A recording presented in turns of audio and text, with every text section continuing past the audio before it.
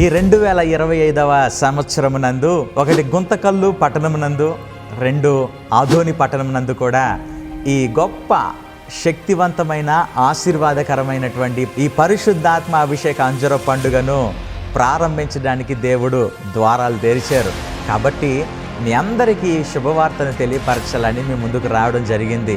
జనవరి నెల 29వ తేదీ గుంతకల్లు పట్టణంలోని మహేంద్ర కళ్యాణ మండపం, తిలక్ నగర్, గుంతకల్లు బుధవారం ఉదయం 9 గంటల నుండి మధ్యాహ్నం 1 గంట వరకు జరుగుతూ ఉంది.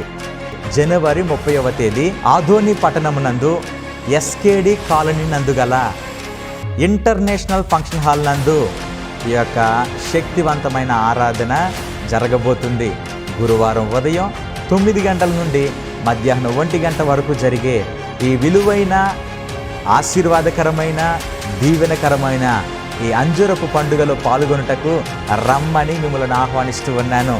ఆశీర్వాదము కొరకు మీ తలల మీద తైలమును ప్రోక్షించి ఆరోగ్యము సంతానము కొరకు ఆశీర్వదించిన అంజూరపు ఫలములను మీకు అందించడం జరుగుతుంది ఉచితంగా.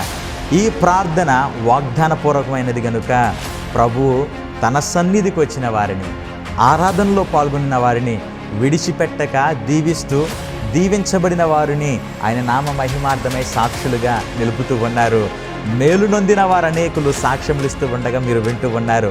ఇంతవరకు ఈ రోజు వరకు మా ప్రాంతమునకు కూడా అయ్యగారు వస్తే బాగుండని మీరు ఆశపడుతూ ఉన్నారా?